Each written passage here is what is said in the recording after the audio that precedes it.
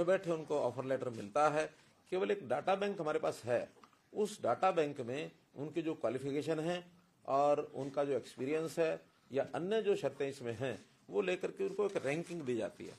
उस रैंकिंग के आधार पर higher the rank sooner he will get the offer letter, लेकिन उसकी क्वालिफिकेशन रिक्वायर्ड है वो होनी चाहिए। 2 और लेवल 3 इसके किए जा रहे हैं, लेवल 1 अभी नहीं किया है। लेवल 1 का इनके होने के बाद जो ये ज्वाइन करेंगे, अगर मान लो इनमें से ये ज्वाइन नहीं करते हैं और हमारे पास इस प्रकार के लोग नहीं है तो फिर बची हुई जो जगह है वो लेवल 3 वालों को भी हम देंगे। लेवल 3 लगभग 2800 हमारे पास इंडेंट्स हैं, जिसको अगले किसी भी चरण में 2800 लोगों को वहां भी देंगे।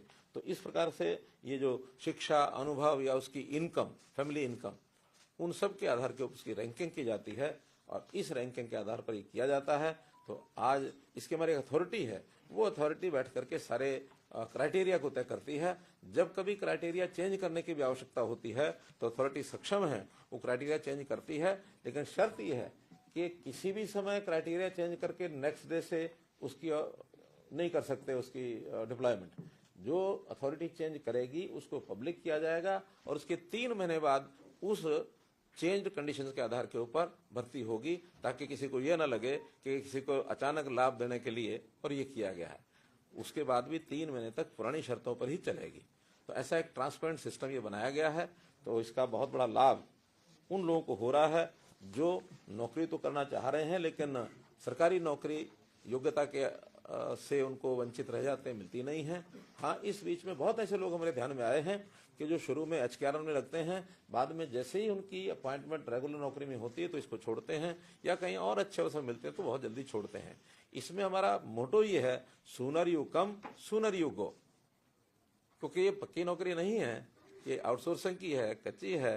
पक्के लोग लगने के बाद इनको बाहर होना पड़ता है, इसलिए इट्स नॉट एश्योरेंस के भी लगातार उनको ये मिलती रहेगी।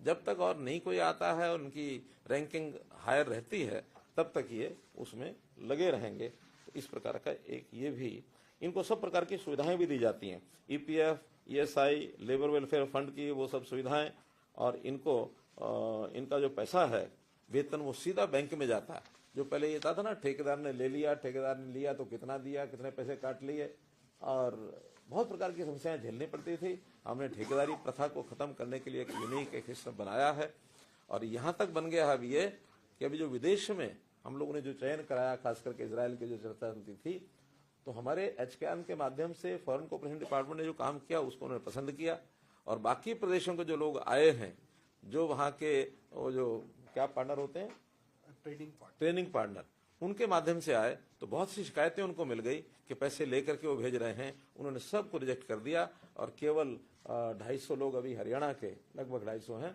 जो सिलेक्ट होकर के ट्रेनिंग